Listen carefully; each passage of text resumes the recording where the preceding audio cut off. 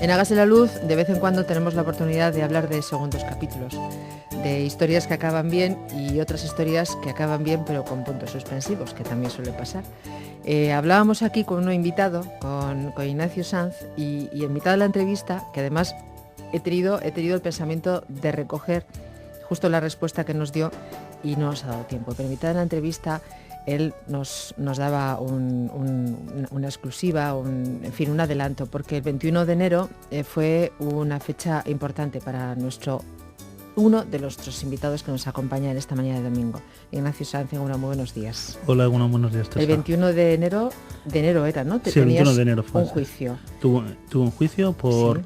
Estuve aquí el 1 de diciembre hablando de una acción que desarrollamos el Grupo Independentista de Bilbao en diciembre de 2012, una acción en una exposición militar por la que fui acusado y se me pedían 3 años de cárcel. El 21 de enero tuve el juicio, un juicio tras una campaña larga de apoyos, con una rueda de prensa en la que tomó parte pues, profesores universitarios, movimientos sociales y demás. Y ya ha salido la sentencia, casi un mes después, y la sentencia ha sido absolutoria, o sea que en el sentido ese... Felicidades. Sí, en el grupo estamos... Nos dejaste contentos. Muy preocupados y muy asustados en esa entrevista. Sí, porque la verdad es que es extraño que... Bueno, no es extraño, pero sí que no es lo habitual que los movimientos sociales salgan bien parados de los juicios, ¿no? Entonces, bueno, pues estas pequeñas alegrías que se dan de vez en cuando son siempre bienvenidas. Pero, como dices tú, hay unos puntos suspensivos, ¿no? Hace un par de días nos hemos enterado que la acusación particular ha decidido pues, apelar la sentencia. Entonces, ahora estamos a la espera de que en un plazo aproximado de 4 o 5 meses, pues la audiencia provincial resuelva y decida si la sentencia es firme y sigue siendo absolutoria o si, por contra, dan la razón a la otra parte, a la Consejería de Seguridad. Os habéis enterado hace un par de días. Sí, después de 15 días en los que estuvimos justo ahí, el plazo. Sí, hicimos pública incluso la absolución con una acción en el gobierno militar, una acción de carnavales, festiva, irónica, en la que una celebración, de hecho. Había flores, supongo. Sí. Pues resulta que esto, pero bueno, también según lo que dice el abogado, pues la verdad es que pinta bastante bien porque no parece que haya mucha base legal como para corregir la sentencia.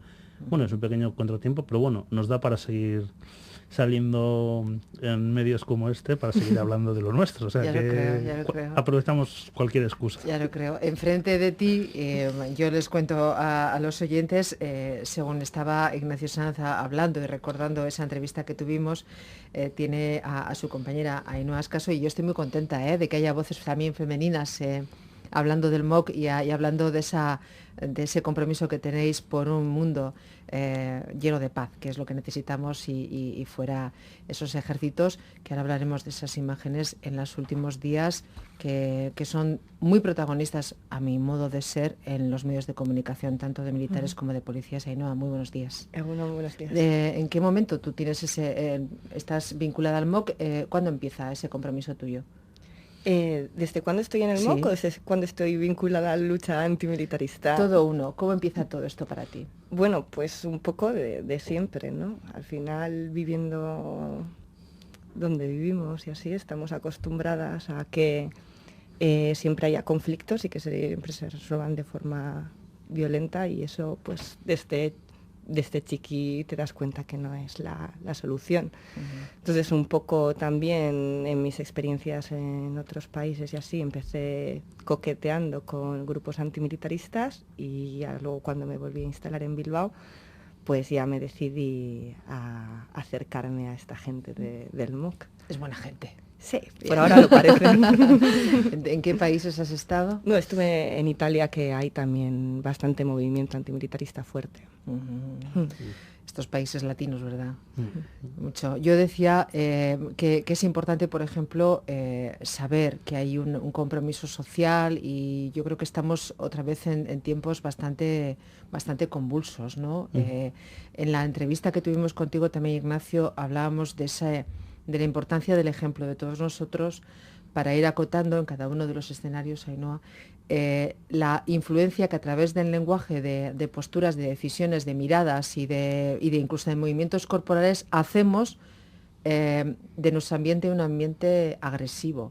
Y cuando te mandaba un correo electrónico la semana pasada, te decía, también, por favor, hablemos de un asunto que acabo de ver, que en agencias el Consejo de Ministros aprobaba el pasado viernes la autorización para que Estados Unidos pueda mantener durante un año más su despliegue militar en la base aérea de Morón de la frontera en Sevilla, donde a partir de ahora habrá 850 infantes de marina, así como 17 aeronaves de transporte, repostaje y apoyo. Así lo anunciaba el ministro de Defensa, Pedro Morenés.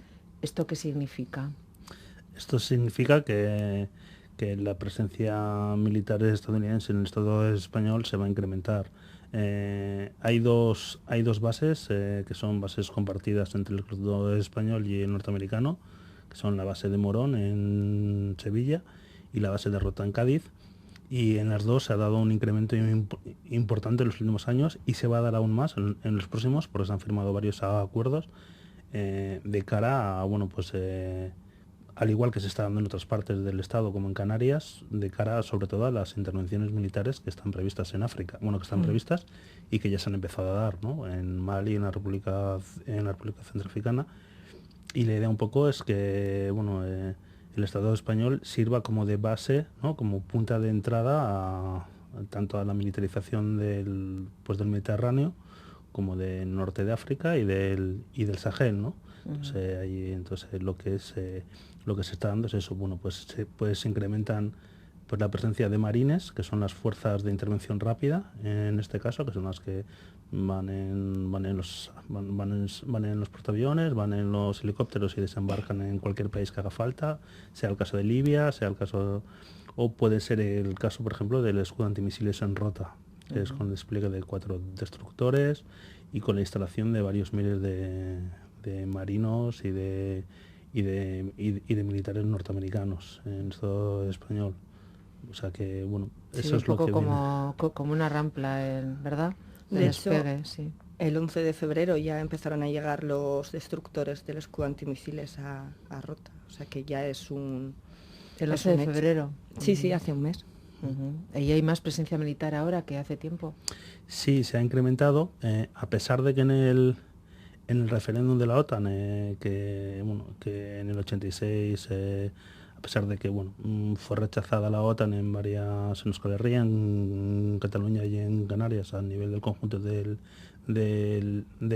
Estado se aprobó la incorporación a la OTAN, había unas cláusulas que no se podían pasar, que era por ejemplo, había una cláusula que hablaba de reducción de tropas, había otra cláusula que hablaba de que en caso de que hubiera incremento de tropas tenía que pasar por el Parlamento, había una serie de que no podía haber armas nucleares. Pues con todas estas tipos de modificaciones pequeñas, paso a paso, que no se hacen públicas, lo que se hace es contravenir incluso las propias leyes. El Estado es el que no las respeta, ¿no? Entonces, esto lo que supone es eso, es lo que decíamos, y tiene unas consecuencias, que decir, no solo es que el Estado español pase a ser una plataforma para la agresión y para el ataque a otros países, a otros continentes, sino que a nivel interno, que se nos vende que es una oportunidad de reducir el paro, porque va a haber negocio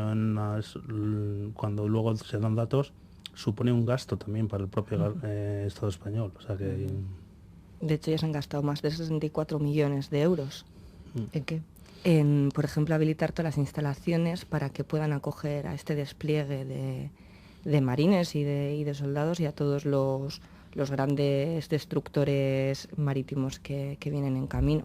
O sea que por ahora en realidad ese desarrollo económico que prometen es más bien todo lo contrario. Sí, además que ahora que estamos hablando de recortes en todos los sentidos, aquí en estos micrófonos también hemos dicho, ¿no? Si hay recortes, también tiene que haber recortes y muchos en todo el despliegue armamentístico de los países. Si queremos fomentar, como dicen, el bienestar económico en otros aspectos, educativo, sanitario, ahí sí sería una buena parcela, una buena proporción, y todo lo contrario, ¿no? Sí, de hecho los datos son donde se ha visto que ha habido el recorte que prometen en defensa, es en el personal de defensa. Luego empiezas a ver las partidas de armamento y se han multiplicado, la deuda que genera toda esta compra de material, además curiosamente obsoleto porque no se puede pagar, genera deuda y cuando ya se puede adquirir ya se ha quedado obsoleto. Son 30.000 millones, ¿no? Ya de euros de deuda que generan sus intereses, y si ves los presupuestos generales del Estado en bruto, sí que parece que hay un recorte del Ministerio de Defensa, pero si luego empiezas a analizarlo, tampoco muy, muy con detalle ni con mucha lupa, te das cuenta de que ahí no están metiendo el gasto que hay en intervenciones internacionales, muchos gastos de investigación se meten en el Ministerio de Defensa o de Interior, que al final es un poco cubrir lo que sería el gasto militar, que es exagerado. Pues el año pasado no sé si se pasaron de 17.000 millones de lo presupuestado. ¿Y cuánto es? 697 euros al día se gastan, ¿no? Sí, de hecho, hay estudios en los que se compara cuál es el presupuesto del Ministerio de Defensa, que ronda los 6.000 o 7.000 millones de euros, con el gasto militar final. Y no son estudios que hagamos los antimilitaristas, sino son estudios hechos con el criterio que usa la OTAN para catalogar qué es gasto militar y qué no. Es decir, y lo que establece es que el gasto militar real es 2,5 veces el gasto que está presupuestado en el Ministerio de Defensa. Es decir, que el propio Estado sabe que da mala imagen en gastar en el ejército, gastar en máquinas de matar, gastar en intervenciones, y lo que hace es ocultarlo, ¿no? Como decía Ainhoa, bueno, pues lo ocultamos en una partida, aquí otra, y lo curioso es que se oculta incluso en partidas de investigación o de universidades o de ciencia. Entonces se llega a extremos. Sí, vamos. De hecho tenemos un ejemplo dentro de unas semanas, que el 20, ¿no? Era el 25, del 25 al 31 hay unas jornadas de...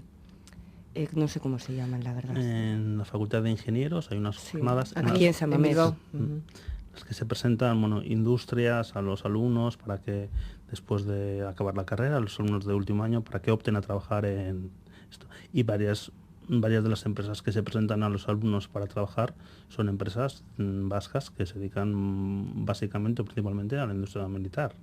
Industrias aeronáuticas como SENER, como ITP.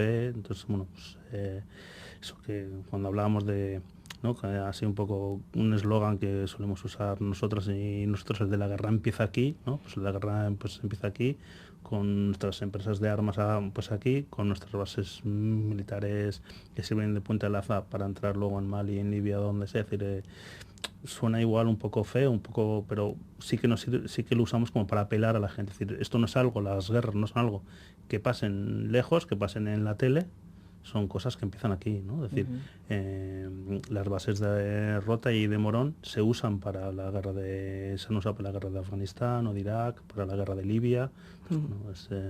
Sí, de alguna forma que todos seamos conscientes de que depende de nosotros, ¿no? De ahí que yo recuerdo que el año pasado, creo que con algunos compañeros también vuestros de Movimiento de Objeción de Conciencia, hablábamos de esas colaboraciones entre comillas que soléis hacer también vosotros en esas charlas, otra vez comillas informativas, porque para que los chavales sepan, ¿no? Si vale, vas a ganar un sueldo, pero realmente tu esfuerzo durante todos estos años en la Facultad de Ingeniería se va a derivar en que vas a hacer balitas o vas a hacer cañones de no sé qué o cabezas de algo que me contabais vosotros de misiles y cosas. Entonces piensa realmente para qué va eso no va a alimentar, no va a sacar de apuros a ninguna nación, sino que la vas a arrasar, ¿no? Eso es importante visualizarlo. Lo mismo que yo quedo indignada cuando pongo un informativo como esta semana, que por eso también os ponía, por favor, de esto hay que hablar. O sea, en un informativo de 20 minutos que haya 3 noticias seguidas, que yo entiendo que es parte de la actualidad y forma parte de nuestra vida, donde esté la policía dando golpes, y además fui apuntando y dije, el escenario es distinto. Estoy en Venezuela, son estos señores dando. Estoy en Bolivia, están dando los campesinos. Y estoy aquí, están dando no sé quién. Eran los mismos uniformes. O sea, ¿no? Había que fijarse muy bien, porque claro, allí, ¿no?, uniformados y dando. Y entonces, claro, una ya tiene una edad, Pero si tienes a un chiquillo viendo esos informativos, dices, a ver, ¿aquí qué está pasando, no? Pues que aumenta eso, mientras que se recortan, como decíamos, ¿no? Sanidad y todas esas cosas, en cambio lo que no se recorta es en gasto militar, sea el con uniforme policial verde o sea con uniforme azul. Al final lo que se tiende es a reprimir la protesta ciudadana y cualquier tipo de disidencia. De hecho, eso también ha aumentado el gasto en control policial y con la falsa promesa de proteger, ¿de qué? No, si esa gente, pues los gallegos, ¿no? Estaban protestando pues por sus puestos de trabajo, y las últimas represiones así fuertes que ha habido. Ahora por el reparto de la pesca del verdel en Galicia, en Bolivia por los campesinos que pedían tierra para trabajar. Sí, pero vamos, la respuesta es siempre la misma. A uno, a otro lado del charco, la respuesta es siempre: si te levantas, pues te reprimen, ¿no? Y no saben hacerlo de otra forma que a golpe de porra. Y para eso sí hay dinero. Y de sobra, al parecer. Cierto. Sí, al final parece que no, pues que la gente cuando dice, bueno, pues he vulnerado sus derechos, sea en forma de, bueno, pues no tengo acceso al trabajo, no tengo acceso a la vivienda, y lo que hace es una demanda, una protesta, no hace falta ni que sea violenta. La respuesta del Estado, la que suele dar, básicamente, la que casi primero sale, es la represiva, ¿no? Toda la disidencia. De hecho, incluso en el Estado estamos viendo cómo hay una serie de reformas legales que van en esa vía, ¿no? La nueva ley de seguridad ciudadana, el nuevo Código Penal, la ley de seguridad privada. Entonces, van todas ahí encaminadas a aumentar el nivel de castigo, de condena. O sea, decir, bueno, aquí somos un poco más finos a veces, un poco más finas, y lo que hacemos es, bueno, pues en vez de dar tanto a la gente, que está ya hemos visto, ¿no?, en los últimos años, que queda feo, pues vamos a intentar crujirles a multas para que, a ver si la gente, por el miedo a las multas, se queda en casa. Pero si no se queda en casa, ¿no? Es decir, cuando ves los presupuestos del Estado español, dices, las tres únicas partidas que no han bajado son la de policía, son la de ejército y son la de prisiones. Entonces dices, bueno, como última ratio, como siempre nos queda o la violencia física o la amenaza de la violencia física, ¿no? Entonces dices, bueno, y sí que es verdad que, bueno... La política del miedo. Aparte que estas funciones también se están empezando a privatizar, y hay que mirar ya quién está detrás de esas empresas privadas y que le interesa que esto se cronifique.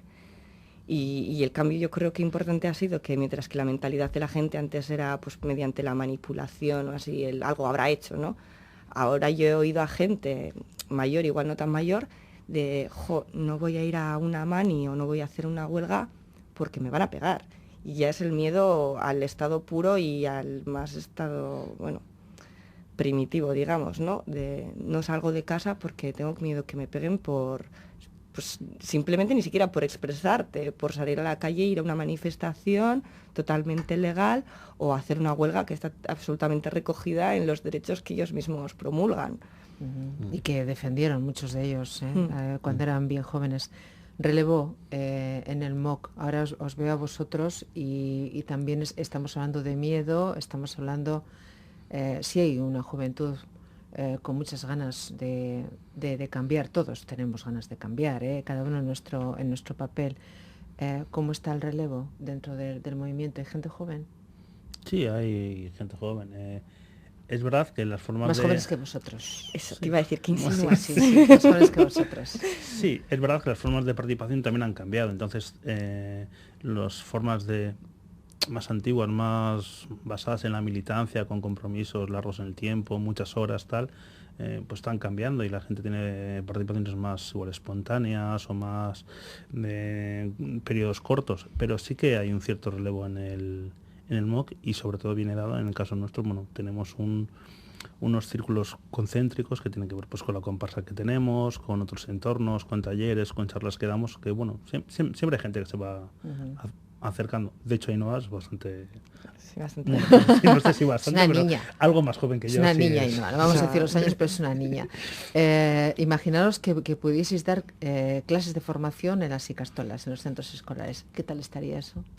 Pues estaría genial. Claro, yo aquí lo lanzo, Hombre, de hecho, no sé si estamos creando, bueno, de hecho ya tiene nombre, se llama Eraikitzen, y sería una escuela de promoción de la cultura no violenta y de la desobediencia civil como forma Ay, cómo me gusta eso, ¿eh? Sí, vamos a ofrecer como una serie de talleres y en principio va a ser pues abierto para colectivos también, pero nuestra meta lejana sería también que pudiera, un poco como contrapartida a lo que hablábamos de que al final los militares y la policía y todo lo que sería el control social se está cada vez más metiendo en el ámbito educativo, ¿no? Y ofrecen asignaturas, creo que querían poner una asignatura a la gente de primaria y bueno, concursos que hacen literarios de escribe para agradecer a los militares, pues como contrapartida a esa deseducación, pues ofrecer también una especie de talleres, pues sobre todo para ver que... Sí, para nivelar un poco el asunto. No, y otra forma de educación, o sea, el conflicto es necesario y enriquece la vida, no es algo a evitar ni a quitar a golpe de porrazo, o sea, pero hay formas Cuando de se utiliza resolverlo. la cabeza. Sí. Sí. Ese proyecto, ¿tenéis más o menos inmediatez para comenzar o...? De hecho, bueno, este mismo mes de marzo, creo que el 28 y el 29, tenemos un taller, lo hemos empezado a mover esta semana, así por vía correo electrónico y en la página web, y son talleres, bueno, pues es un taller de entrenamiento para hacer acciones directas no violentas, y es un taller abierto, y la idea es ofertar varios talleres al año, charlas, asesoramiento a grupos que vayan a hacer acciones, y la idea es ir trabajando, pues eso, hacia, como decía Ainhoa, pues con la idea de ya más trabajo, y además como nos somos liberados y tenemos que darnos la vida, el tema de ir a los centros, pues en horario nos ha servido un poco mal, pero la idea es poder entrar en los centros, hacer trabajo con los chavales y con los chavales, el tema de no violencia, cómo resolver conflictos de otra manera y... Sí, a mí me parece que, a mí no me parece una idea descabellada, todo lo contrario, me parece que es dentro de, no sé, como hay quien, bueno, pues que quiere usted ser médico, pues va a venir un señor que le va a explicar cómo va la carrera. ¿Quiere usted ser un buen ciudadano? Espere usted que vamos a invitar a unos señores muy majetes, ¿no? ¿Dónde va a ser ese taller? Ese taller, para más información, creo que se puede entrar en la página web nuestra, que es www.sincuartel.org, y allí se podrá ver toda la información que hay. Sin cuartel con K. Con K. Y todo junto. Menos mal que me Ainhoa, menos mal.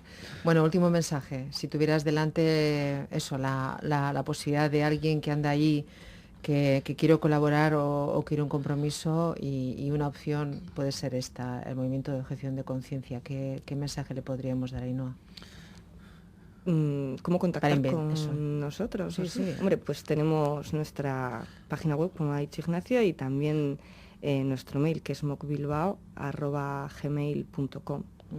Pero bueno, lo importante es eso, que la gente despertar ese chip de decir, cuestionarse las cosas, sobre todo, y que la gente, ¿no? Yo siempre tenía un profesor de filosofía que siempre me decía que antes de la revolución colectiva está la revolución interior, ¿no? Lo importante es el cambio por uno mismo y luego ya, pues, contagiarlo. Eso es un buen lema, ¿eh? Ese profesor tenía toda la razón del mundo para apoyar al grupo y que estar bien individualmente y luego que ese grupo...